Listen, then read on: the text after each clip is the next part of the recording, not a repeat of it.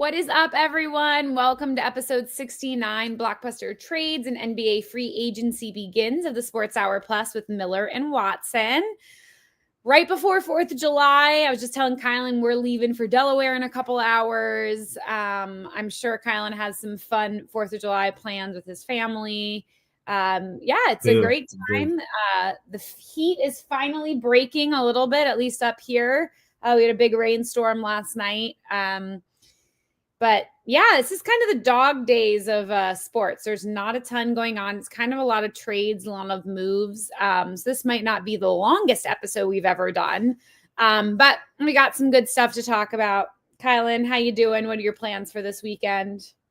I'm good. You know, it's July 2nd. It's my month. For those of you that don't know, July 26th, baby. So I am very excited. It's my month. It's the month of July, the best month on the calendar, as I say. I know Morgan disagrees because it's probably her birth month. Her birth month. That's the best month on the calendar. But July is great. Nothing too big that I know of this week. I might head down. Philly's doing the big thing where they'll have LL Cool J and Jasmine Sullivan performing for 4th of July. So we might do that, or I might just watch it on TV, depending on how many people go. It's a free event. So you're in Delaware, so you should drive down if you like Jasmine Sullivan or LL. Yeah, because I got the baby. I don't know if she's not good for crowds yet. No, my mom and my uncle both have beach houses in Delaware, so we're gonna barbecue at my mom's house, and my uncle's house is right on the water. We're gonna go there and watch. They do the fireworks over the water, so Should be fun. We have some friends from up here that live in Fenwick, so we're gonna see a whole bunch of people. Should be a good weekend. We're gonna be there for about 6 days, which is exciting. So hey, get a little break. Yeah, get a little break from Connecticut. That's always good. I think other than that, I think I'm just chilling. Obviously, college football comes out on Monday, the video game. So you know what I'll be doing next week. Yeah. So yeah, I'm very excited. If work doesn't get in the way, I don't want nobody to be like, "Don't you write for somebody?" I'm like, "Yes, I do." But we all do this a lot. Morgan has done this. We all do this. We all plan around. Yeah. We all plan our work around this stuff. So I'm excited to have a few days off to enjoy some family time. I think we'll be cooking. My dad never likes to cook on the day of holidays, so I think he's cooking tomorrow. So, well, at least we cook enough. We cook enough to have enough food for whatever. So yeah. I think we're doing dogs and burgers and should be fun. Should be a fun. Should be exciting. We got Wimbledon now, even though I know for a lot of American tennis, a lot of us, we saw one of our favorites go down yesterday in Coco Golf. Very unfortunate. That grass always gets her. And then going towards your area, the DMV. DMV's favorite tennis player lost today. I heard Francis Tiafoe. Yeah. So very unfortunate. Maybe they need to better schedule Wimbledon later on in the year. I think it's what was the French Open, like 2 weeks ago? I couldn't tell you, to be really honest. I think it was around Father's Day. So yeah, it was like I was gone because we had an event at our country club for it, and I wasn't here, so I'm not exactly sure what day that was. But I think it was like the weekend before Father's Day. So like 3 weeks ago, and now they're playing Wimbledon. So it's not enough. To me, I don't think it's enough time, but that's a story for another day because y'all didn't come here. I mean, y'all might like that. All the stars are out, so head to all the social media. You'll see all the stars going and watching some tennis, which is always fun. All right, so give us a follow on our social medias. Make sure that you follow us. I know there's not a super ton going on right now, but give us a follow on X or Twitter or Instagram, whatever you prefer. But let's get right into it. So there was a sorry, I don't remember. Are we doing Jalen Ramsey first? We're doing Jalen Ramsey. Hold on. Give us a follow on X/Twitter. But let's head to the NFL. It's kind of going to dominate this first section. Then we'll get into some NBA, WNBA, and then we'll be done. So Jalen Ramsey and Jonnu Smith are traded to the from the Miami Dolphins to the Pittsburgh Steelers. Kind of thoughts on that.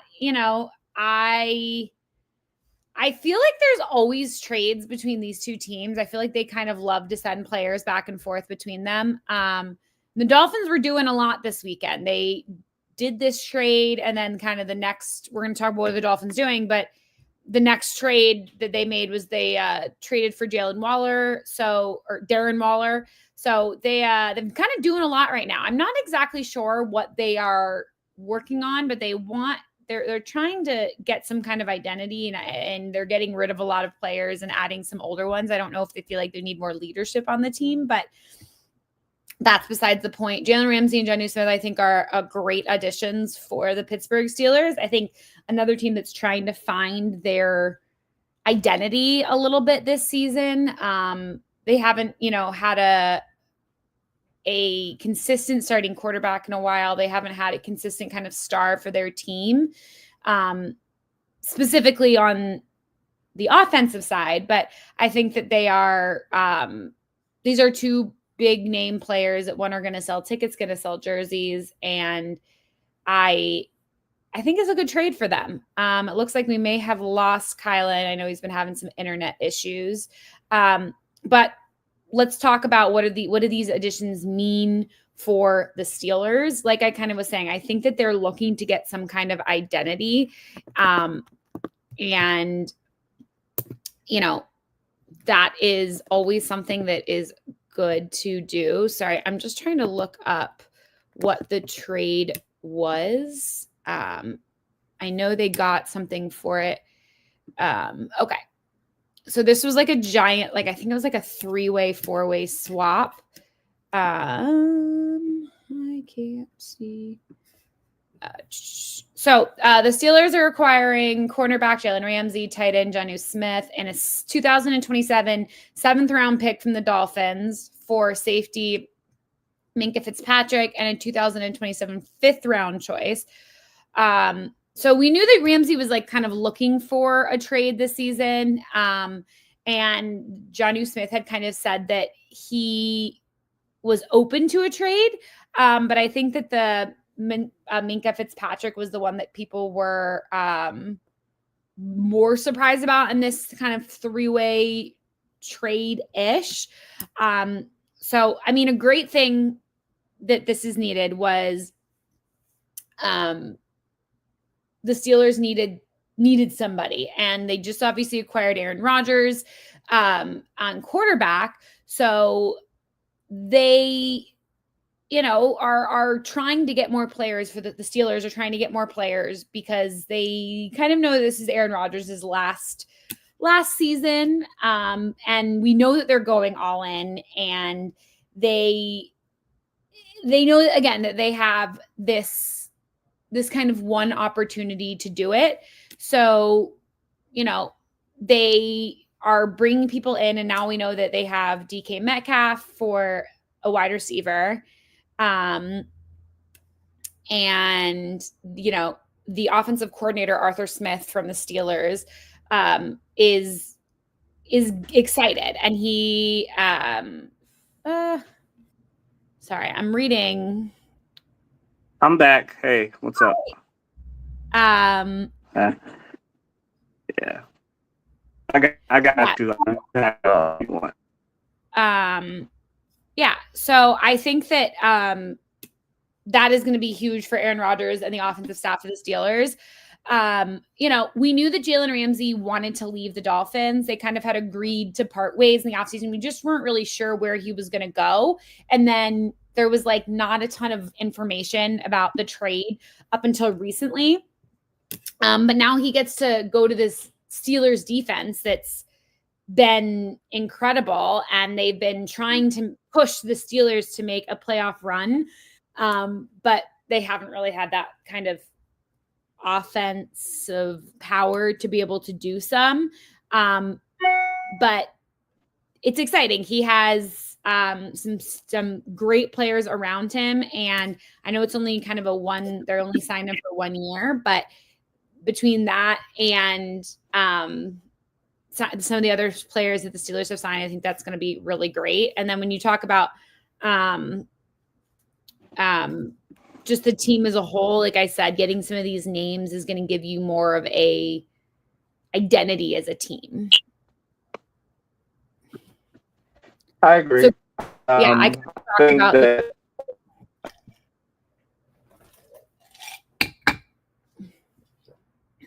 Oh, Kylan, looks like you're frozen again. Can you hear me now? Mm-mm. You got me?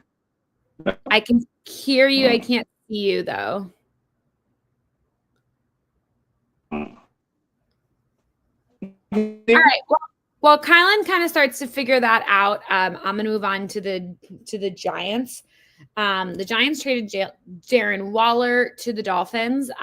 This I feel like is a win-win-win for for everybody.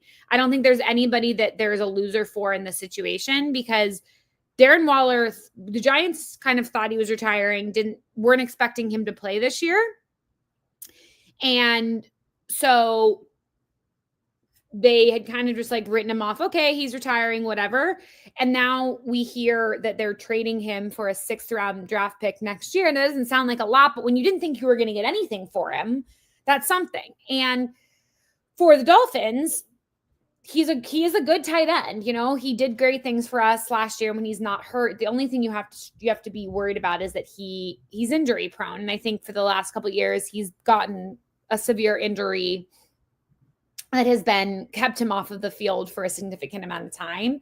I'm happy with this move. I was actually just about to look up who the Giants have as their tight end one. I think it's probably Bellinger. You got me? Huh? You have me now? Yeah, they have Theo Johnson as their starting tight end. I don't know who that is. Is he a rookie? Morgan, can you hear me? I can hear you. Yeah. Morgan. Okay, cool. Cool. Sorry. So he wasn't even. If I can add it. Yeah. Go ahead. Finish your thought. Finish your thought on the No, I Giants. was going to say. So, Darren Waller wasn't even on our depth chart. He is. Yeah, we have. Well, he's retired. No, I know. That's what I'm saying. So we have 3 solid tight ends. And so this is why it's a win-win-win. It's a win for the Dolphins because they get a new tight end. They don't really lose that much. It's just a 6th round draft pick. And it's a win for the Giants because they thought he was going to retire, that they weren't going to get anything for him. So at least they got a 6th round pick. So I think it's a win-win for both the teams. It's a win for Darren Waller. He's still playing. He gets to go to Miami and play in the nice sun. Nope. Income tax. So I'm sure he's happy. And I think it's a good situation for everybody. I have nothing to add. I'm gonna leave that to the Giants person. The Giants always do well with tight ends. I was because those of you that watched the show a long time, you remember how I wasn't upset, but how semi-angry I was that Morgan's Giants decided to actually take Darren Waller from the Raiders, just because I know how good they are with tight ends. We all remember Jeremy Shockey and what a terror he was to the NFC East. So I guess Bellinger is the guy until they find somebody else a couple of years from now. So no problem there. If I can move back to Jonnu Smith and Jalen Ramsey and give you all my thoughts, I just think I kind of agree with Morgan that this is a win now move. I mean, for those of you that saw me comment on this on Twitter /X, you probably saw that I said that, Ramsey, Slay, Smith, they're going all in, but it all depends on a 40-year-old Aaron Rodgers, right? Now, this is what this all comes down to. To me, I don't think you make these moves because I think the Steelers clearly have seen different tape than Morgan, myself, and the rest of the people who have watched him play over these last few years, because he can't throw. So I don't know why you bring in DK Metcalf, you bring in Jonnu Smith, you bring in those defensive upgrades of Darius Slay, and now Jalen Ramsey. And who knows what Jalen Ramsey will play, because they have Joey Porter Jr. So I don't know as the other cornerback. So either he's going to be a safety, which is why they got rid of Minkah Fitzpatrick. I mean, again, this is why I always say, I mean, Morgan's probably about to mouth what I'm about to say, but this is why I always say not for long. There is no loyalty in the NFL. I mean, didn't they get Minkah Fitzpatrick from the Dolphins and now he's going back? So, like, there's no loyalty there from the Steelers. And Minkah was doing so well for them. And then they said, bye-bye, we'll take Jalen Ramsey. So, I'm of the mindset that that's my only question about this is where is Jalen Ramsey going to play? Is he going to be a safety? Is he going to be a nickel cornerback? Like, he's aging. I mean, he fits right into the aging roster that they're building besides DK Metcalf. And so I'm of the mindset that this is great. For the Steelers fans, it says they want to win now. But I mean, with Patrick Mahomes, Josh Allen, Lamar Jackson, I don't know if all those moves stops any of them. I also don't know if Aaron Rodgers is going to be that difference maker to take them to a Super Bowl. But like I said a few weeks ago, if all this happens and Tomlin is able to get them to at least the second round with the shell of himself that is Aaron Rodgers, then he deserves Coach of the Year. Yeah. I kind of answered this question already. This says that the Steelers are going all in. I really don't know what it says for their current tight end because if you're what's the current tight end? God, who's the Steelers' current tight end? Who? The Steelers' current. Let's see. I mean, you're still current tight end. You're probably like, am I getting the ball? Because Jonathan Smith is coming in here, and we all know how much Aaron's love tight ends.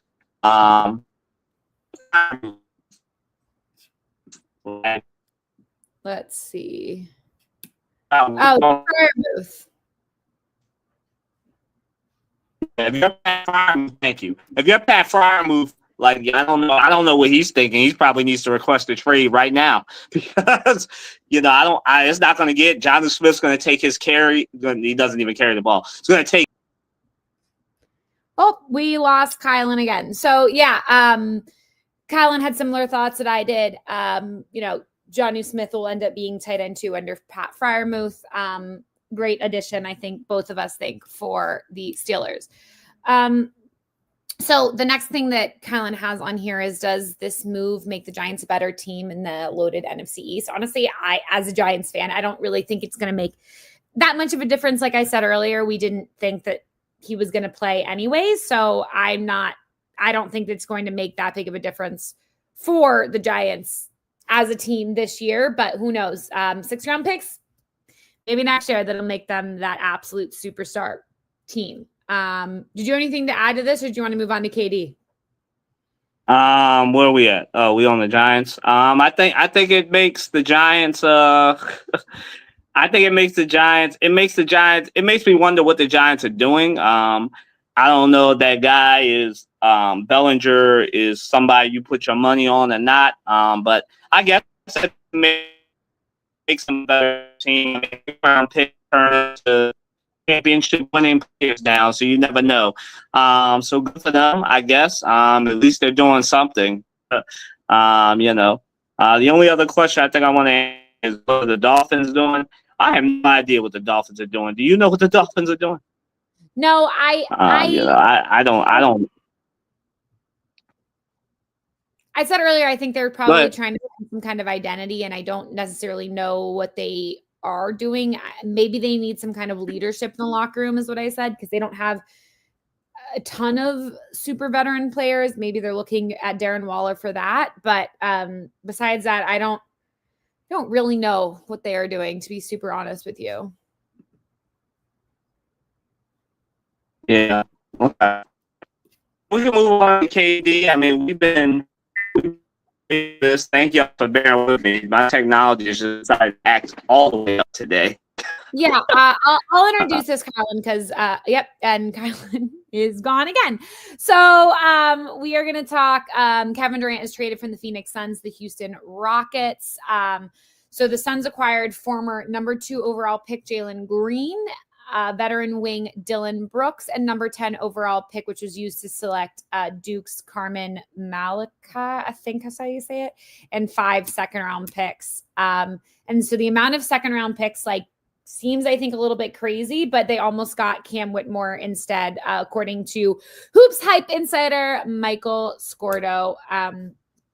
So this is crazy. This is a absolutely gigantic trade. You know,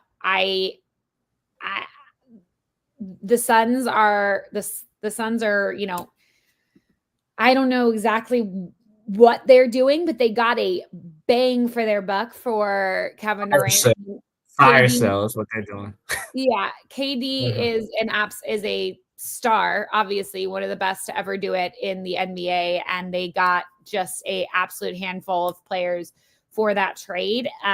You know, I think KD is excited. He did finally break his silence, I guess.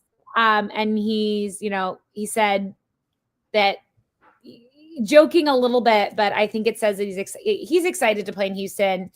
He kind of says, we'll see how it goes when we start playing. He says, this is kind of how it is. He's like, yeah, I'm excited for a new opportunity. Always good to keep playing. I love playing ball. So keep playing. My 19th year in the league is pretty sweet. I just want to keep going. You know, KD has had criticisms, I think, a lot for being kind of a team jumper. You know, he doesn't really stay on one team for very long. You can call him like a trophy chaser. You can call him whatever you want, but he's got his ring, so he's good. I was going to say, but that doesn't mean that he's not an amazing player. He's like a 4-time scoring champion. And one of the best forwards, one of the best scorers the league has ever seen. He's you know. The Rockets have a pretty strong roster, I think, coming up next year. So, but KD's a future Hall of Famer. We know that he's a scorer. So I mean, I think it's a good trade for the Rockets. And the Suns are just a disaster. Yeah, I think we're in agreement here. This was a great move for the Rockets. It kind of came out that it was not KD. Like some people the wrong belief that it was KD trying to push this trade when KD says it was the Suns. The truth is probably somewhere in the middle. You know, once a team, you know, just like anything else, right? Once a job or whatever shows you that it doesn't want you, you start looking for the exit signs, right? So I think that's what happened here with KD. I think the Rockets, you know, they were like a number 2 seed, number 3 seed this past season in the playoffs. So they, you know, they're up and coming. They got rid of some of their youth, which I think is going to be a problem for them. But, you know, Kevin Durant solves some problems for them. He gives them a scorer, a possession player, somebody you got to guard. So, you know, this is kind of different than what the Steelers are doing, putting all their eggs in the Aaron Rodgers basket. KD still has something left, right? He's only mid-30s. So he has something left, and the experience he can add to that young Rockets team. I think it's just going to be really good. Now we'll get to the Sun side in a minute, but while I'm on this, we might as well move on to are the Rockets now contending in the Western Conference? And y'all throw a prayer and some thoughts for me because y'all see I've been struggling on this technology train, but it seems like we're good for right now. So hopefully prayerfully and hopefully. As soon as you said that, you froze. Oh my God. Prayerfully and hopefully. Don't jinx it. Yeah, prayerfully and hopefully the Gremlins will leave me alone now. But you know, as far as the Rockets, I think they're a contender. I don't know if this makes them better than the Thunder. I think the Thunder will be ruling the Western Conference for at least the next 2 to 3 years. But I think the Rockets are a good comp for them now, especially with KD on the roster. And I just think you see what they're doing. They're getting a lot of these role players now. They just got Clint Capella. Like the Rockets have a lot of money. Fred VanVleet, Steven Adams. So they have what you need to beat the Thunder. But I don't know if they'll be able to do it just because, you know, Kevin Durant is a little bit older. Even though he solves the problems that they had, I don't know if he helps them defensively. I don't think he can shut down Shea. So it's just a matter of, the Rockets are relying on being able to outscore teams. And I think they'll be able to do that to most of the Western Conference, except for the Thunder, because the Thunder are that rare combo of a team that can shut you down and score more points than you. And they're a chameleon team, but the Rockets could surprise us. Like, they were one of the surprises of this past season. Like, they got the 2-3 seed. I don't think anybody expected them. We probably expected them. I know I did, to be a 4 or a 5 seed, not really a 2-3 seed. So, the Rockets, they have what it takes to get to a finals. They just have to get past OKC first. Yeah. So where does this move leave the Phoenix Suns? I mean, it's kind of like the Dolphins. I have no idea what the Suns are doing. They have Devin Booker. I guess they're going to try and re-sign him. I think it's too late. I mean, I think they kind of screwed over the prime years of Devin Booker by putting him with Bradley Beal and Kevin Durant. I think that obviously Kevin Durant, he learned from Kevin Durant. He played with him on the Olympics team. But I just think Devin Booker deserves to be able to compete for a championship. I don't think he's long for Phoenix much longer. I think come next year, or maybe around this time next year, we'll be hearing about Devin Booker once out. We'll get to Damian Lillard. He's one of the surprises of yesterday. But I'm just of the mindset that outside of Devin Booker, like, the Suns just might as well trade him now, because there's nothing that they have other than him that's going to get them anywhere. So it's kind of like the Dolphins, like, other than, because I didn't get to this because my stuff malfunctioned. Tua Tagovailoa, he should just start asking for a trade now. You got Tyreek Hill, you got Jalen Waddle, but it's only a matter of time before the Dolphins leadership has shown they're willing to sell their suits to get out from under all that cap space that they made. So it's only a matter of time before Jalen Waddle or Tyreek Hill isn't there anymore either. So it's the same thing. Devin Booker just needs to start looking for the exit signs now, because, like, I think at this point, Morgan and I could run the Phoenix Suns better than the people who are currently running. And this dude has a Michigan State degree, so I think I can run it better than Matt Ishbia. And like I said, those of you that want to really get into that, you should dive into looking into the whole Sophie Cunningham, Matt Ishbia connection. I'm just saying. It's Morgan. Yeah, I agree with you.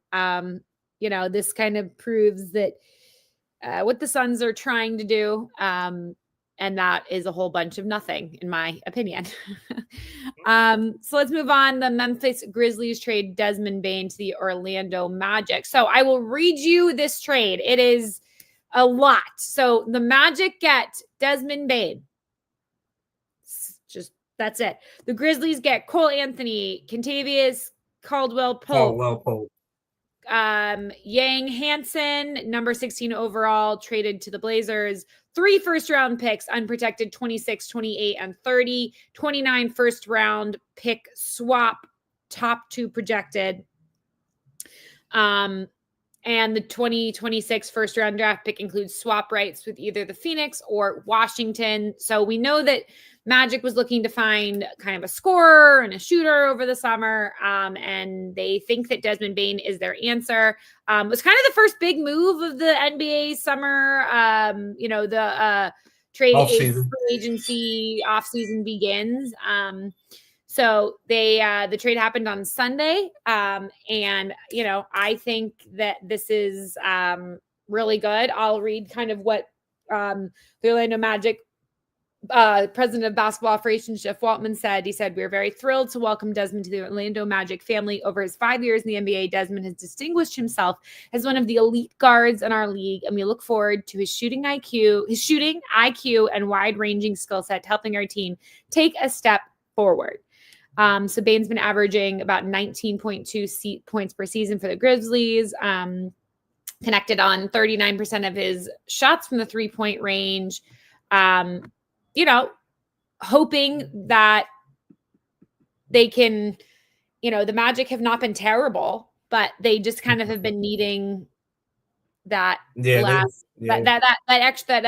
that missing piece. That shooter, that consistent shooter. Yeah. And, it looks like they think that that's Bane. Do you?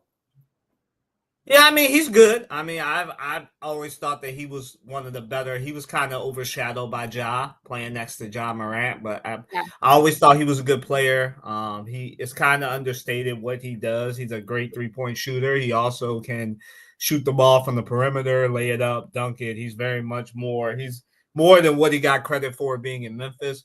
I think about at this point when I saw that trade, I was actually in a class at my church during that trade, and I was shocked, but not because of for the Magic. This was great for the Magic, but for the Grizzlies, I was wondering what they're doing because like you get rid of a pivotal piece, and then you re-sign Jaren Jackson, you get Santi Aldama, but you have nothing to pair with it because you've just got Ja Morant, who like can shoot, but isn't really as great of a shooter as Desmond Bane.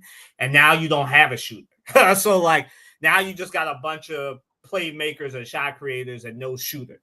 So, I'm of the mindset that this is great for the Magic. They finally have that consistent shooter. I think if Desmond Bane he averages about 18, 19 points a game. If he can up that to like 20, 22, and he'll get it playing next to Paolo Banchero, who creates so many shots off assists and everything. So I think the Magic are quietly maybe like the fourth.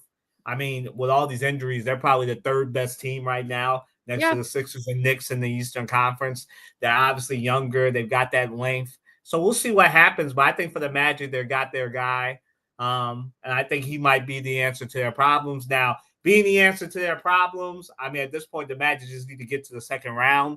And the Magic are a team that's building. They're on the way. They kind of remind me of the Thunder a little bit. I don't know if they'll be able to do this because, as Morgan knows from growing up as an NBA fan, every time we think Orlando is going to be good, something always happens that breaks that team up. So, we never really know. But I'm of the mindset that I think if you're a Magic fan, this is great for you. If you're a Grizzlies fan, you should be like me and Morgan and I, wondering what you are doing because I have no idea what you're doing. You're trading. You're on one hand, you're trading Desmond Bane. You're bringing in Jaren Jackson, who somehow got a turf toe injury while playing ball yesterday.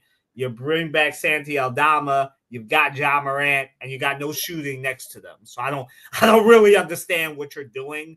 I kind of think they're just giving up at this point. Like they got rid of Desmond Bane and chose Jaren Jackson and Ja Morant, but I don't really know what that gets you in a loaded Western Conference, right? So I don't really know what the Grizzlies are doing. I mean, this is kind of like the theme, right? What is team that traded best player, what second or third best player doing? What are the Dolphins doing? What are the Grizzlies doing? I have no idea. I can't. If you're a Grizzlies fan and you're looking at this podcast and you're shaking my head because you're like, Morgan says you're an NBA guy, but you don't know what's going on. I'm just like, y'all, I have no idea what's going on. My only explanation is this is an owner being cheap.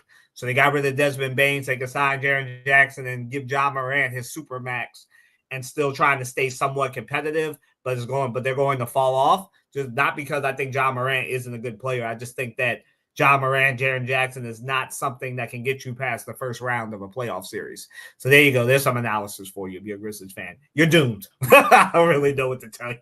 Right, moving on to another big trade. So the Denver Nuggets trade MPJ to the Brooklyn Nets. So the Nets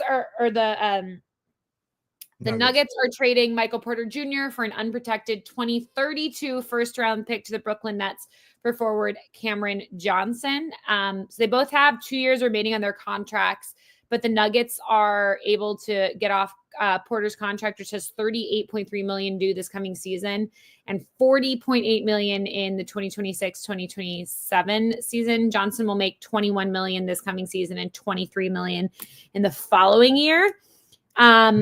So this is, kind of a crazy trade. It looks like, I think they're both excited for these trades, which I guess is always a good thing, right? What are your thoughts on this? Yeah, this is a reverse where I'm asking what are the Nets doing? I know what the Nuggets are doing. They're trying to get off of, as Morgan just so eloquently stated, MPJ's contract, and they were able to do that. There's a sucker born every day, and in this case, it was the Brooklyn Nets because I have no idea what they're doing, trading the better version of Michael Porter Jr. to Denver and Cam Johnson. Like, I know what Denver's doing. Denver's thinking, yeah, we got a nice stretch forward, a healthy version of MPJ to pair with Nikola Jokic. I have no idea what Brooklyn's doing. You got all that cap space, and now you got all these guards. You don't know if you're going to get Cam Thomas, and your big move that you're going to sell the Nets on is MPJ. like, I mean, I guess the only thing is the cap space, right? The Nets are kind of looking for space to rebuild. But he's taking up most of their cap space now, so they can't do anything in free agency. Yeah, I guess they, yeah. Which is great. I mean, when I saw this is what I was thinking. This is a great move for the Sixers because we'll get to the Sixers in a second because the Nuggets, the Pistons, all these teams were players for Quentin Grimes, and now MPJ is taking up most of Brooklyn salary cap now. The Pistons got Duncan Robinson. We're not going to talk about. We'll get to Duncan Robinson in a minute. But I'm of the mindset that this is great. This is the rare win-lose trade where the team, this is breaking the trend, right? The team. I just talked about the team that traded the big player being the losers. This is the reverse of this. The Nuggets actually win in this trade because they get Cam Johnson, who gets to play next to Nikola Jokic. His average, I think it's 42 or something crazy. Do this, like he's about to make a lot of people look stupid and broke. Yeah, so I'm just of the mindset that the like Cam Johnson is he was doing crazy numbers last year after they traded everything. So like Cam Johnson is about to his scoring average like slam those Cam Johnson overs. Like he might be most improved player. Like he might actually win an all-star, be an all-star player next to Nikola Jokic because I mean that's all Denver was missing was somebody young who can hit shots, and Cam Johnson can definitely do that. I mean, he's averaging 18.2 points a game and 39% shooting from three, which is crazy. Yeah, both of those are about to go up playing next to Jokic. Yeah, exactly. And he's going to get more options, more opportunities to drive to the basket, and he gets to play with Nikola Jokic, which isn't bad. I mean, that's all Denver was. Trade for you, going from a rebuilding team to a contender team, Yeah, I mean, like I said, that's all Denver was missing. I mean, I still don't think, again, we're going to keep the trend going. I don't think they're better than the Thunder, but this, to me, makes them at least a top 3 team because now they have somebody who can shoot on their roster, which is all that's missing, and somebody who can, take the defensive load off of Nikola Jokic, which we know Cam Johnson can do. So as far as the Nets, I mean, MPJ, that's what you get. Hopefully he can stay healthy. We're not rooting against him because he's – if y'all know anything about this family, Jonte Porter, his brother, got into it with the gambling stuff. So we just hope that MPJ's mental health holds up. One of his other brothers, I think, got gunned down. So MPJ's been through a lot, and also he's dealt with injuries. So, I'm not rooting against him. This will be a great actually be able to, get his averages up, rebuild himself as a player. And then just get more value because I don't think he's going to stay in Brooklyn too long. Like Morgan said, he's only got 2 years left on his contract, but he'll probably be trade bait too for a contending team that needs shooting. So we will see. I don't expect that he'll be in Brooklyn longer than until February, but we'll see. But yeah, that's my opinion on this. The Nets have no cap space now, so we'll see what they end up doing. But yeah. I mean, I got to run and take care of a baby thing, so I'm going to let Kylan talk the winners and losers of the NBA draft, and then free agency begins and Sixers, and I'll be back when we talk WNBA All-Star voting. Okay. I'm of the mindset, right, that obviously winners and losers of the 2025 NBA draft. It might be easier just to start with the losers. So the losers are the Pelicans, I think they're the biggest loser in this draft. The Pelicans are the biggest loser because I have no idea what they're doing. I don't think this is a knock on Derek Queen. I think Derek Queen is a really great player, but I just don't know what that fit looks like next to Zion. I think it's a little bit too clustered in New Orleans, so they're a big loser to me. I think they are the biggest losers of this draft. Everybody else is fine, I guess. Right? I think the winners, obviously, I think the 76ers, big winners, no surprise there, right? I think they got their guy in BJ Edgecombe. I think that, I think VJ is a player that they need, a defensive dog who can shoot, who can play make. I think if he reaches his ceiling, which is Dwayne Wade, I think he is the steal and probably the most talented player in this draft. I know some people say, but Kylan Cooper flag, but, I think that we kind of saw this with Dwayne Wade. We was in a draft with LeBron James and Carmelo Anthony, and he's the second best player in that draft class. No disrespect to Carmelo Anthony, but he's not better than Dwayne Wade. The only thing he's probably better than Wade in the scoring. And I'm of the mindset that Sixers are big winners here. Janai Broom, I know a lot of people are scratching their head about that, but I mean, he showed that he's a winner at Auburn. He shows that he can play make. I don't necessarily know if he's actually a power forward or not, but he can be a small ball power forward or a small forward if he can shoot, if he can bring those mentalities from Auburn to the Sixers. I think it's a good deal for the Sixers. I think that they did an excellent job with everything that they did to get their draft picks. The Atlanta Hawks are sitting pretty there. I think they're a big winner as well. I think obviously, I think the Mavericks won out, obviously getting Cooper Flag, the best player in this draft class. We'll see what they end up doing with that. But I'm of the mindset that those are the winners: Sixers, Mavs, Falcons, Hawks.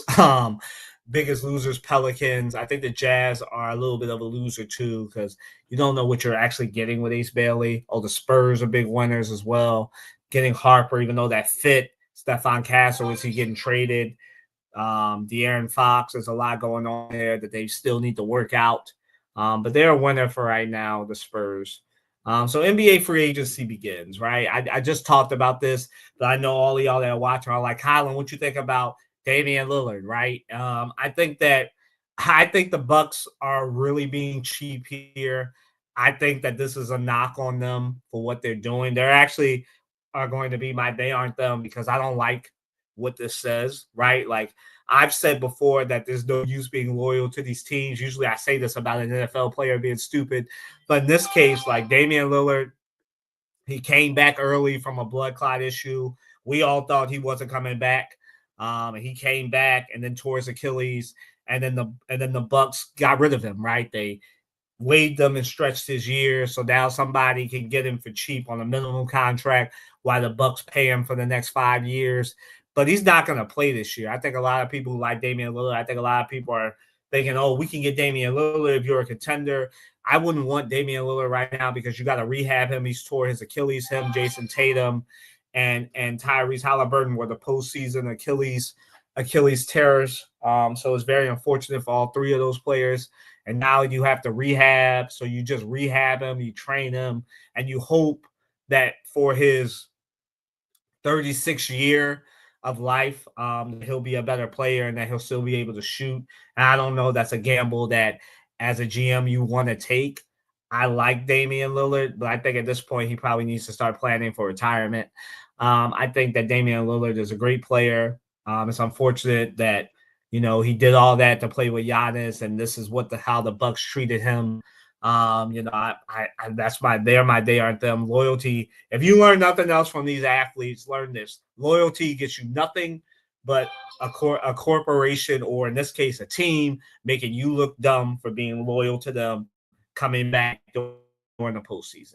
Damian Lillard would have been better off staying. I know it was playoffs. I know he won a guy, but he would have been better off staying, rehabbing from his blood clot, and just staying out of the game, staying out of the postseason. He would have been better off. And then they could have traded him. He could have played this upcoming season, but now he's got to rehab. And people will be asking, he's about to be 36. Is he worth a 2-year whatever deal, even though the Bucks are paying him the next 5 years? Is he worth all that? And I don't think that's fair to him, because he's a superstar. He's one of the best shooters ever in this league. And now we're asking those questions, and I hate it, but this is the position he unfortunately put himself in, right? I know he's happy because he doesn't have to worry about that player option anymore as well. So, I mean, he does get his out from being at the Bucks. But, I mean, will the Heat take him at 36 years old and hope that he comes back and gives them something for the next 2-3 years? I just don't see it for Dame. On the other hand, you see a lot of role players making moves. Brook Lopez going to the Clippers. So now, Brook Lopez is going to the Clippers, and Miles Turner. I mean, what a shock if you're a Pacers fan. You lose your pacer for life, and now your team looks even worse now because now you don't have a big man. So Miles Turner is a Buck now.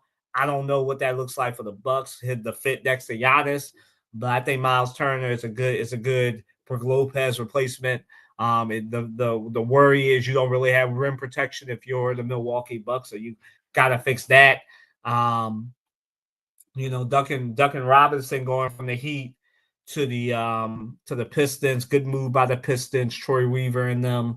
Good move by them. So you're kind of seeing that this free agency is kind of being defined by role players, right? You're going to see a lot of role player movement, role player trades, teams trying to get out from under either the second apron or trying to avoid the first apron. So this is what this free agency is going to be. A lot of role players are going to be on the move. And, you're going to see a lot of teams jockeying for position for these role players. I think the next big move in a couple of days will probably be what happens with Quentin Grimes. I think he'll come back to the Sixers probably on like a 3-4 year, $40-50 million deal soon. So we'll see if that happens or not. Speaking of the Sixers, but yeah, we'll stay tuned with free agency. We'll cover all these crazy trades. Y'all know I love basketball, so I'll be covering that. But the Philadelphia Sixers really have a slow start to free agency. And who should they target in free agency? So the Sixers, with all of their money caught up in Joel Embiid, Paul George, Tyrese Maxey, and soon to be Quentin Grimes, they really don't have. Obviously, they didn't foresee that a lot of their the rest of their money would be eaten up by VJ Edgecombe, Janai Broome. Didn't foresee, Quentin Grimes having the season that he had. They probably just thought they would lose him and everything and be able to get back Gershon Yabusele. But, I mean, like I said, this is the role player stuff, so the Sixers should probably just start targeting, even though they have a Dembona, they need an actual starting power forward, so probably they should target like Trey Lyles, people you can get on a minimum deal, probably try to trade for one if you can. I know Sabonis is on the market. I don't know if they'll be able to do that, but the Kings, they've been able to swindle teams before. I'm not reporting anything, but you got Sabonis is available, but we'll see. They definitely need a power forward. I would personally target Trey Lyles and some of those power forwards that you can get on a minimum contract just to start and take minutes. I think that they should definitely be targeting that. Target another point guard that you can get on a minimum contract. Maybe bring back Lonnie Walker on a minimum. I don't really know, but I think this is going to be defined by role players here. Once Quentin Grimes is settled, then the Sixers will start making more moves. But I think they're really just – at this point, the Sixers just need to lean on the role players. Hope Adam Bona takes a leap or Dembona takes a leap. And I still think they're sitting pretty as long as they have good health. I think Trendon Watford, they got him. He can be a power forward, so that's a sneaky move. So they have the depth at power forward. They just don't have a starting power forward. But if you're telling me a Dembona takes a leap and he can be the starting power forward, I'm all for it. He was shooting some threes like last week, practicing. So if he becomes a 3-point threat, that could be decent. But I think maybe they'll just rely on Trendon Watford and keep Dembona as the bench minutes. I also would say for the Sixers, they're probably going to end up trading or salary dump trading Andre Drummond just because they have a Dembona as the backup big. So they'll probably end up trade dumping Drummond to clear up some space. So I think the Sixers are in an interesting position. They just need some role players and depth. And once they target that, like a Trey Lyles and a couple of other forwards who can come in on like a minimum deal, I think that a lot of people want to play with Embiid, PG, and Tyrese Maxey. So we will see. But I think the Sixers are in a good position. They just need some they only need a starting power forward. And if they can find that person, I think that they'll be all right this upcoming season until the trade market comes back, and they figure that one out. So to WNBA All-Star voting, I don't know if Morgan's back or not, but here we have, there she is. Here we have, a lot of people are focusing on Dick Vitale and Christine. I continue to say that, our mainstream counterparts, because we're both in the mainstream media as well, are not ready for women's sports to become mainstream. And I think we're starting to see a lot of agendas with people in Caitlin Clark. We already have talked about Christine Brennan ad nauseum, but Dickie V is a new one. Those of you might have seen my quote tweet where I basically called him out, basically saying, without saying it, that he don't watch the league. So, I'm of the mindset that, I don't mind that Caitlin Clark was voted as the captain of the All-Star game. Obviously, it's in Indiana. The fan vote matters more. Her stands can make her a captain. I really couldn't care less about that. This whole thing about her being ninth and everybody being like, but look at how they're guarding her. Man, the last time she played, she looked great, but she's injured right now. Like, she's missed most of their games. Like, they without her yesterday, and I see some of her stands be like, look, she won the Commissioner's Cup. No one cares about regular season championship, y'all. Like, that's the equivalent of the NBA stuff. So, like, I'm of the mindset that, I think this is great for her. I don't know if she'll play because she's injured. She's missed 16 games. Like, she's missed half of the season. I think she's a great player. I'm a fan of her. I'm also a fan of Paige Beckers. But you stands, you people are in the media trying to make it your job to be a Caitlin Clark booster. You are not helping. Like, your job is to be a media member, not a Caitlin Clark booster. So remember that. Like, you're not a Caitlin Clark booster. Like, you're becoming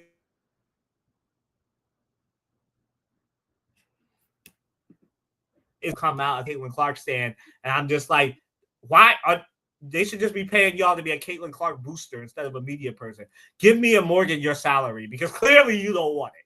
So, I'm of the mindset that All-Star voting looks great. I think there's some interesting things. Like, I'd rather be talking about Paige Beckers being the only rookie to start in a long time. I'd rather be talking about that than Caitlin Clark. I'd rather be talking about Asia Wilson and how she's coming back and the Aces. Like, she's the best. As I pointed out to Dickie V, the best player resides in Las Vegas, right? The second best player resides in Minnesota and is also a Husky, Nafisa Collier. Like, this is what we're doing here. Like, y'all need to calm down. Like, basketball was basketballing before Caitlin Clark became a member of the WNBA. She's not responsible for these chartered flights. Those were in the works already. She just quickened the pace. But as far as All-Star voting, that's great. She's a captain. My question is, will she play? That's just it when it comes to this. Like, I can't wait for the All-Star game. I want to see Caitlin Clark at her best, but I just hate her stance. I really do. Every day I hate her stance even more. And I think basketball would be better off if her stance would just shut up. Go ahead, Morgan. Yeah, I am just gonna give Paige Beckers is it. She is the real deal. She's performing better than any other rookie by far. She's performing better than Caitlin Clark, playing in most of the games, and she's going to win Rookie of the Year. There's absolutely no doubt in that. And I'm happy that she's starting. That's kind of my reaction to that. Paige is having an absolutely unbelievable year. Obviously, she was the number one draft pick and earned her first All-Star selection. She ranks 11th in the league in scoring with 18.4 points per game and sixth in assists at 5.8 per game. So, and she leads all the rookies in both categories. So, Paige is amazing, and her fans are likable, and she's seeming to be liked by every person on the court. You see her goofing around with everybody that's up there.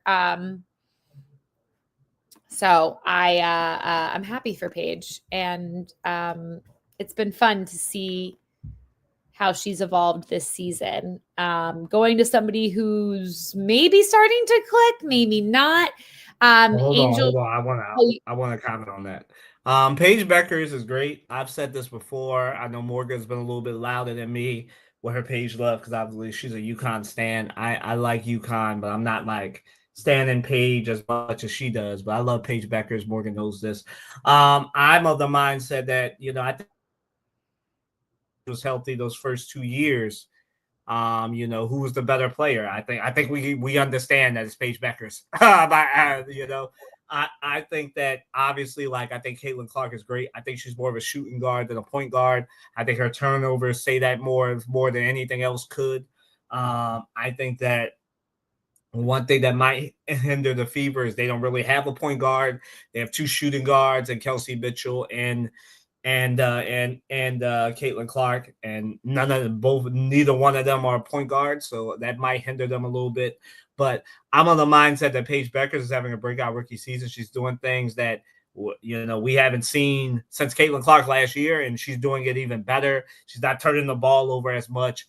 The fit with Erika Agumbawale looks massive for Dallas.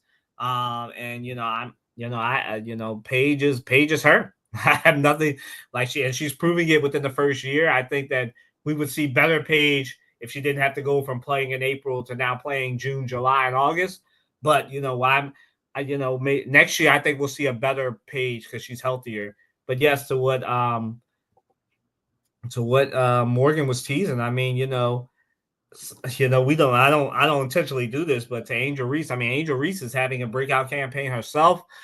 She's finally figuring it out. I knew this would happen, right? Once she started, I said this before, Morgan remembers that all she was missing was a jump shot, and now she's starting to do that. They're using her more in favorable positions now. She's a point forward. She knows how to pass, and you see that playmaking leap coming. Camila Cardoso looks a lot better now that she's getting the ball. Paige Angel Reese is developing a jump shot. She dropped 24 points. What was it? What was the stat line? Was crazy. 24 points, 17 or 16 rebounds, and like 6 assists. So that should tell you all you need to know. Like, so if you're an Angel Reese hater, you look stupid more and more every week when it comes to the WNBA. Chicago is like going on a little bit of a winning streak. I don't know if they'll make the playoffs. They'll probably end up with another top 5 pick next year. Future for them, right? Reese, Camila Cardoso, and point guard from TCU that they got as well. I'm mad that I can't remember her name right now. Haley Van Lith. So like that's the future for them. So I'm of the mindset that this is great. For Angel Reese. I want her to succeed. Even though she's from Baltimore, like Northeast pride, stand up, right? So I'm on the mindset that she looks good. She's on I wish her representation represented me as well, but she's on everything. Like you can't escape her. So that's great for her. There's nothing. I don't say that jealously or begrudgingly. That's what you want, an athlete with good representation, right? So yeah, she looks good. Like that. And Chicago is starting to win, starting to click. Like she finally has a coach that actually knows how to use her, which is something that, and I'll actually give Kim Mulkey, he actually knew how to use Angel Reese. So, wow. No, I know, right? I can evolve, right? July 2nd, 2025. Skylar gives Kim Mulkey a compliment. Yes. So, yeah, I mean, I got to give credit where it's due, right? She's won championships. The only time I mess with her is when she does stupid stuff. So, but Morgan, do you have anything to add to that? No, I agree with you. I think that she's doing well. She's starting to kind of figure it out, and hopefully maybe this time next year she'll be really, really in talks as one of the great bigs in the league. Or not bigs, but semi-bigs, I guess. All right, so something else that we really wanted to get into today. WNBA expansion to Detroit, Cleveland, and Philadelphia. What years? 2030 for Philadelphia, so 5 years from now. 2029 for, I think, Detroit, and then 2028 for Cleveland, I believe. Yeah. So the Detroit Shock are back. I am really excited about this for Detroit. Cleveland, we don't know what their team name will be, and we don't know what Philadelphia's team name will be either, but probably the Liberty Bells. probably will be Philadelphia's name or the Freedom. But I'm of the mindset that, this is great for the league. I think Philadelphia has always, in my opinion, and I'm taking a Philly homer hat off, has always deserved the WNBA team. I think it was a travesty that they never had one, that the New York Liberty had one, Washington had one, and then Do you have one a of the name? bigger. Is there a name yet? No, I mean there's 5 years away, so Fair. there's no name yet. It's just Philly WNBA. But I said like it'll probably be either Freedom or Bells because of the Liberty Bell. But they probably won't be able to say Liberty because of New York haters. I'm of the mindset that Philly always should have had a team. It's a basketball mecca. Some of the best basketball players come out of Philadelphia. I think it's a shame. It's a travesty that it never happened. So I'm glad it's finally happening 5 years from now. I think it should be earlier, but whatever. Detroit, so happy for the Detroit fans. I think the shock should have never gone away as a classic. Some of y'all are like, wow, you go back that far? Yes. As a classic W fan, yes. I'm a millennial. I remember these names. Detroit Shock. I do. I love that team. I think that again, just like the Houston Comets, they're one of the original teams for the W. They never should have gone away. Houston deserves a team too. Bring the Comets back, WNBA. And I just think that the Detroit Shock is great. Cleveland is Cleveland. They deserve a team too. I don't understand why the league did never point it. Like, nowhere else you should have it in every corner of the Northeast. Philly should have a team. Boston should have a team. Mark it down. I said something nice about Boston. And Boston should have a team. Florida should have a team. Like, at least all over in the main Northeast corridors where it's basketball mecca, like Boston. If Connecticut has a team, why does Boston not have a team, right? Boston deserves a team. Philly deserves a team. Like, at least in the Northeast, you should have the team, right? So Cleveland, that's great for them. Detroit, like I said, I'm happy for all the Shock fans, classic Shock fans like Jamel Hill and the rest of the people in the W that love the Detroit Shock. Very happy for y'all. Cleveland is Clevelanding.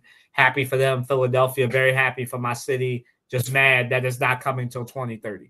Morgan? Yeah, I think that this expansion is well overdue.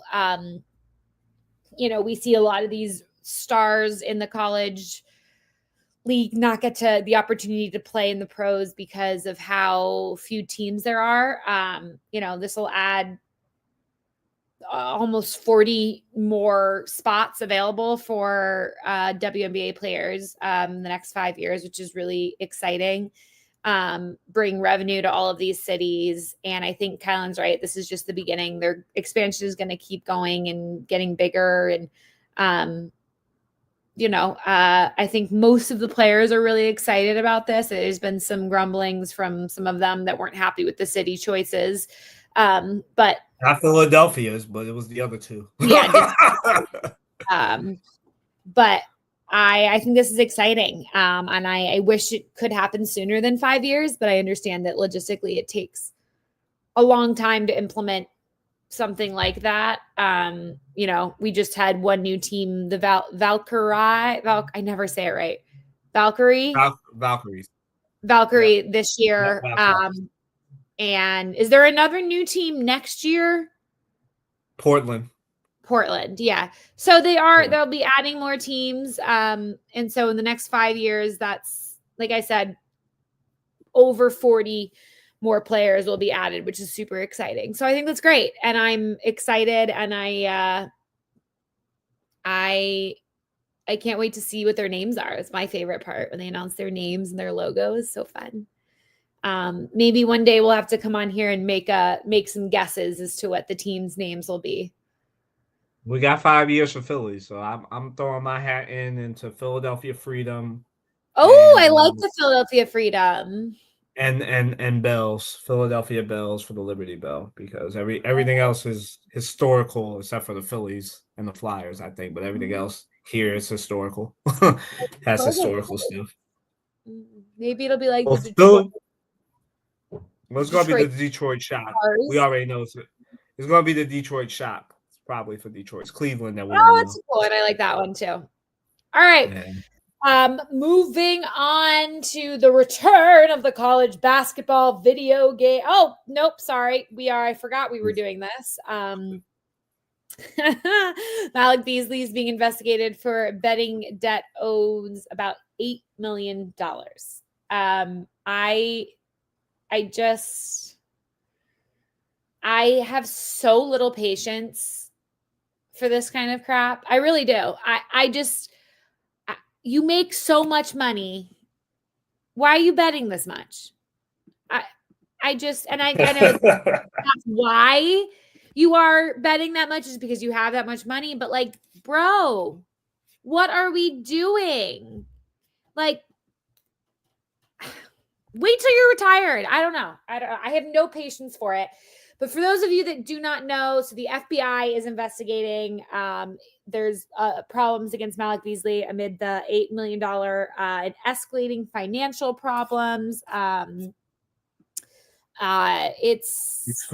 He screwed himself out of a big contract from Detroit, which would have been like 40, 50, 60 million a year. Yeah, so there's a federal investigation that's going on. He has almost $60 million in contract earnings for his 9-year career. And he's facing financial issues with multiple debts and lawsuits against him. It was reported on Tuesday that Beasley is being sued by his former marketing agency for failing to repay in full a $650,000 advance. He has, apparently, according to the Detroit News, he has debts from a celebrity barber, a dentist, a landlord, and a lender, including the lender from the marketing agency. That's all in addition to that marketing firm.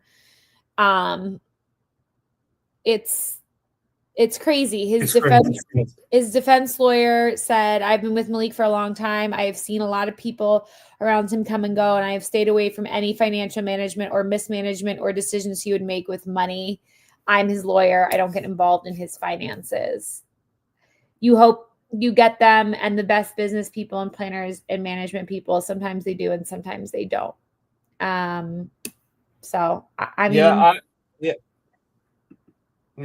go ahead. Sorry. No. I'm in shock. It's crazy.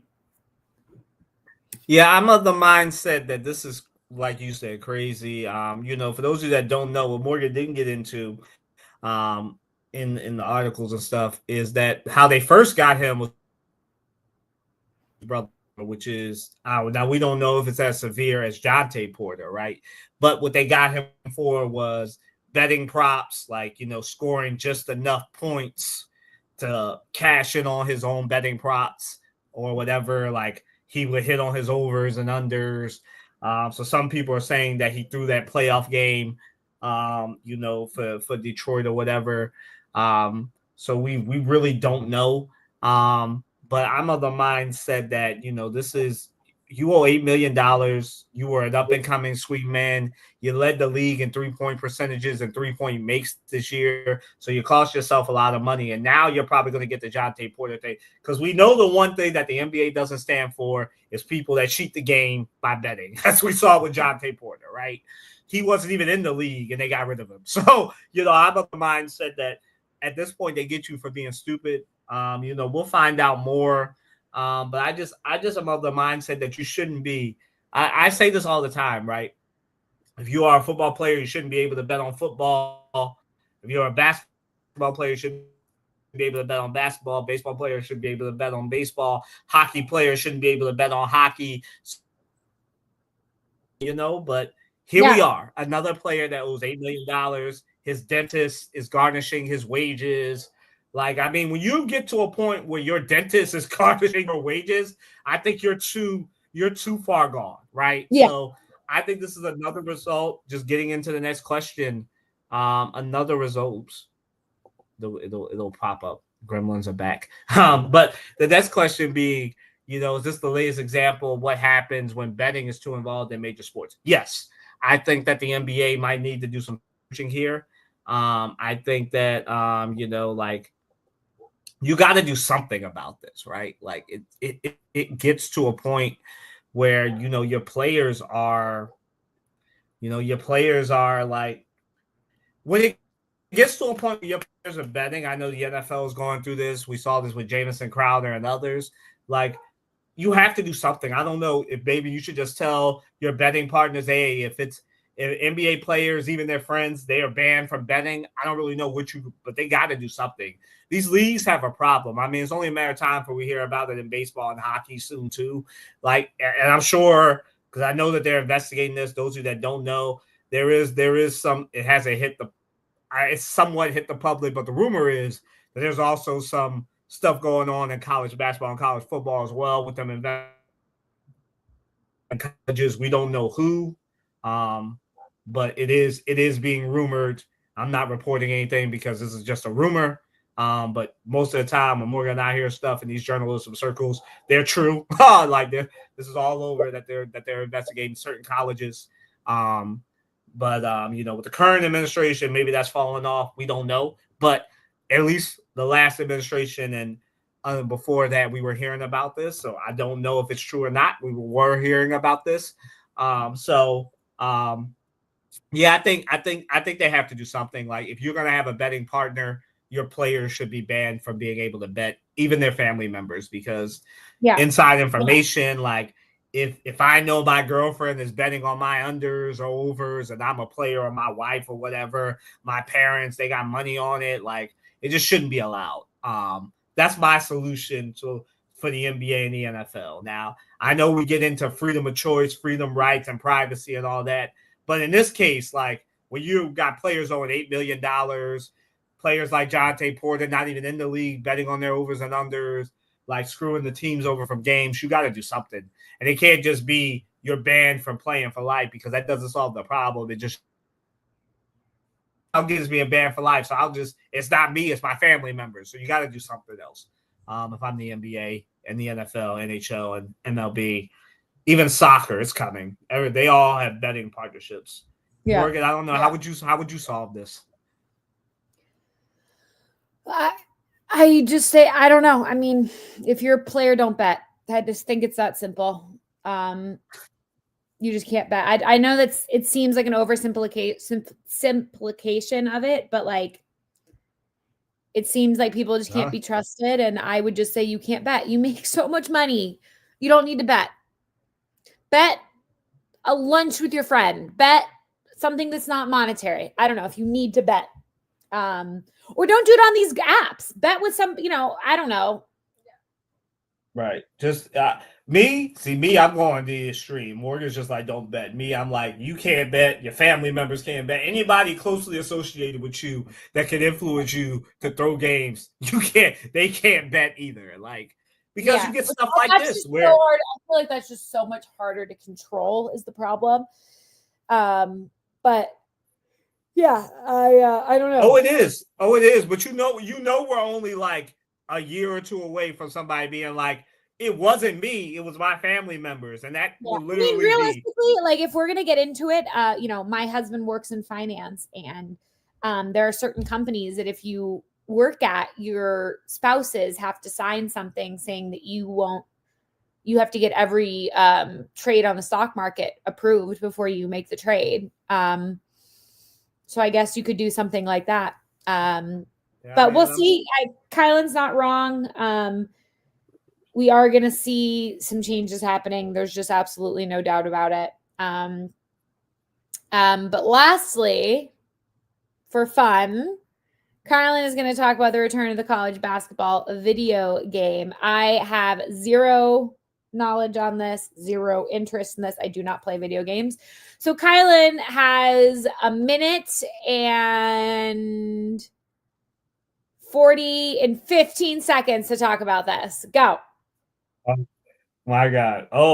Where were y'all on Monday morning, man? When EA Sports tweeted out, let the madness begin. I was like, huh?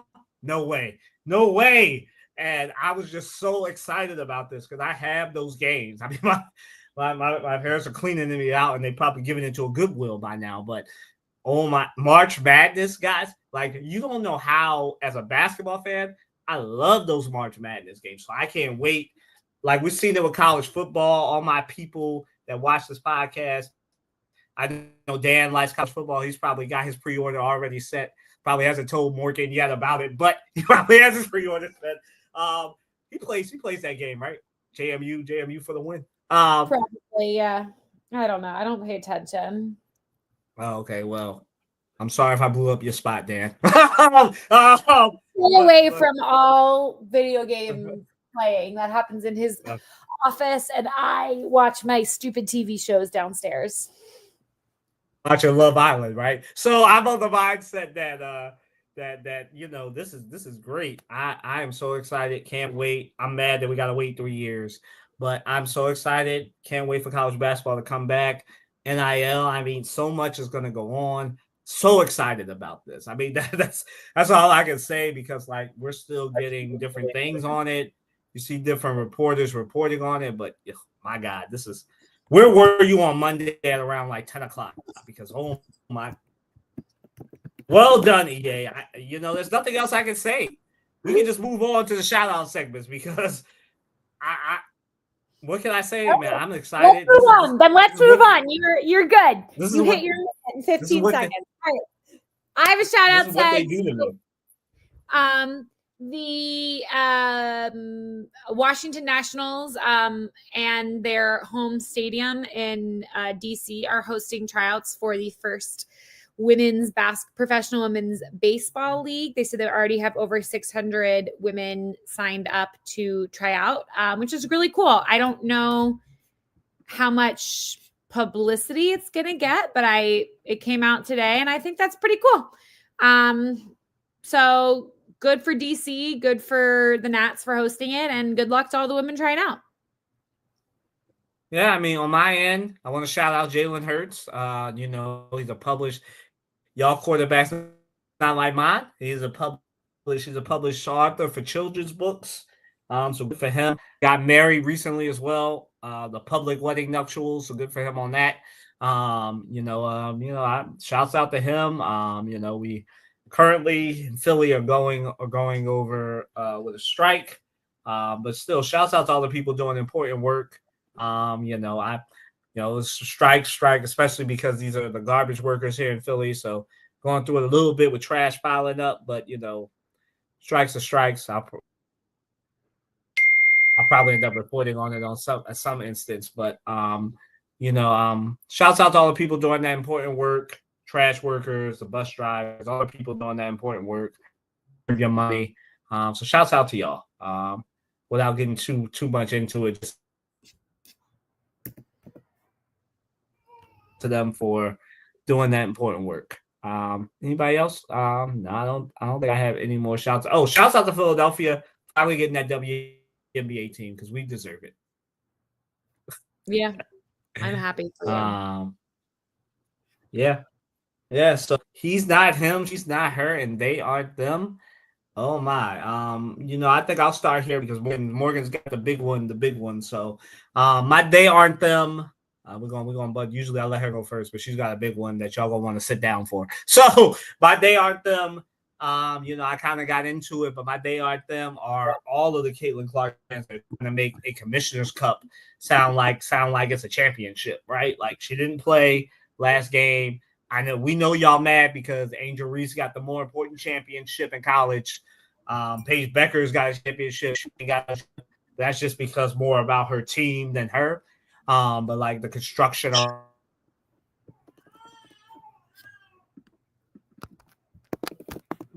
they aren't them to the case. Like, again, y'all have to choose. Are y'all basketball fans or y'all just Caitlin Clark ball watchers?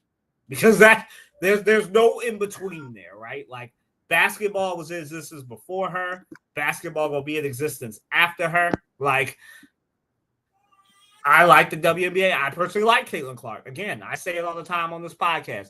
My thing about her is her stands. They bring a lot of problems in more ways than one. I'm of the mindset that she used to tell her fans to chill. She used to do something about this, or her fans just need to chill. Like, she's injured. Y'all made her a captain of the All-Star game. Just be happy with that. She's a great player. Like, what you should do is let her skills do the talking, not you being the ball. Like, why am I seeing people, her stands posting, oh, she's ninth, but the way y'all cover her makes her number one? Yes, that's defense. She's the best player. She's the best player that the Fever have. Yes, she's going to get all the defensive attention, right? We saw her drop 30 points against the Liberty. Like, she's a great player. She does not need the extra attention that comes from her stands doing too much, right? And that includes her people in the media. They're trying to get book deals. You're trying to say how this is the best thing that ever happened. I even saw articles about how Caitlin Clark effect has brought the W to Philadelphia. It should have never taken this long anyway. But y'all just gotta stop, man. The Caitlin Clark's a great player, but her effect just like is not like, all right, she brings the money, she brings the people, but like it ain't. Y'all make it seem like the W is going to fall without her. And we've seen 16 games now of her not playing and the W being just fine. So, the brand is bigger than the player, right? Caitlin Clark is a great player, but y'all got to chill. And I continue to say that we have people that currently made more money than Morgan and I, who are paid to do this, and are Caitlin Clark stands. And they need to lose their salary if they have to choose. Are you a media member or are you a Caitlin Clark stand? You can't be both. So that's my they aren't them. My he's not him. Do I have one? I think I'm good. I don't have a she's not her. Everybody's been fine over there. He's not him. No, I don't have a he's not him or she's not her. Morgan? Yeah. So my he's not him is Mr. P. Diddy, or Sean Combs, whatever you want to call him, was found guilty on 2 of the 3 counts that he was charged with. He was found not guilty on sex trafficking and found guilty on the other. I will get you the exact names of those. Not guilty racketeering. Not guilty on sex trafficking. It was 3 of the 2, and not guilty on the third one. Yeah. But he was guilty on the two lower charges. Yeah. Big 3, he was not guilty on. The witness statements were horrifying. If you ever read them, it's just terrible and gross, and I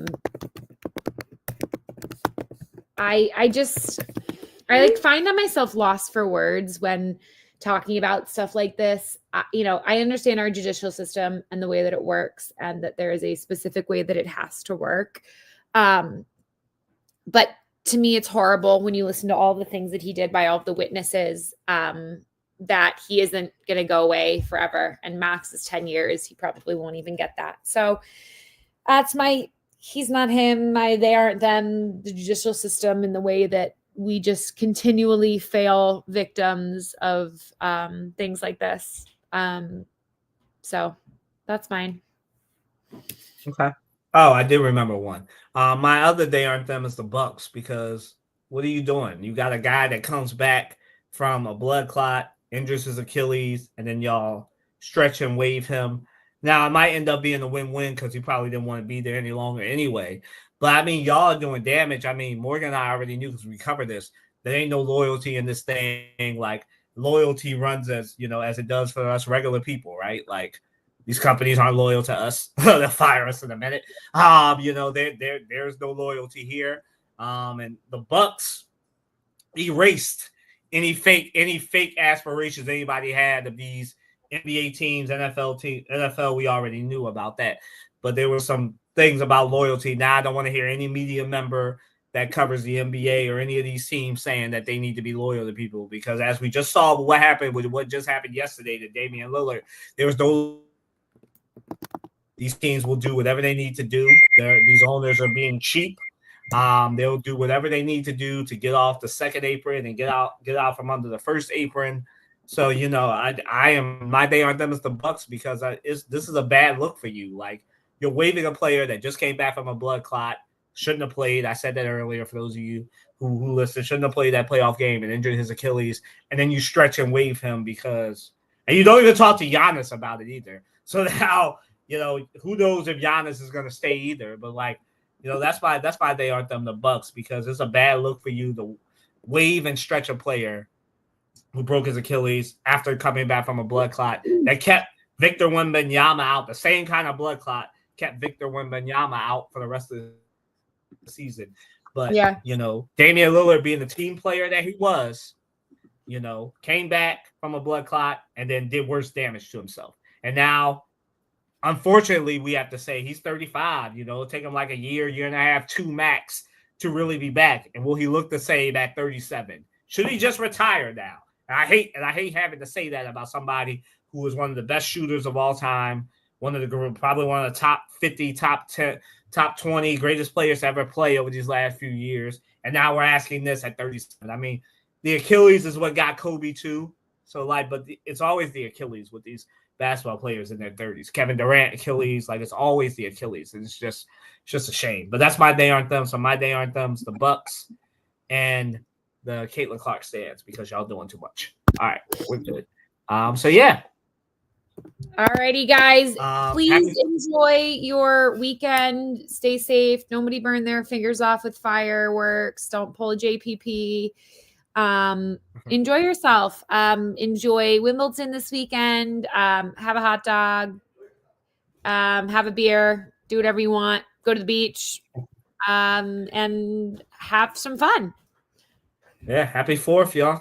Have a good one. Safe travels, Morgan and Dan.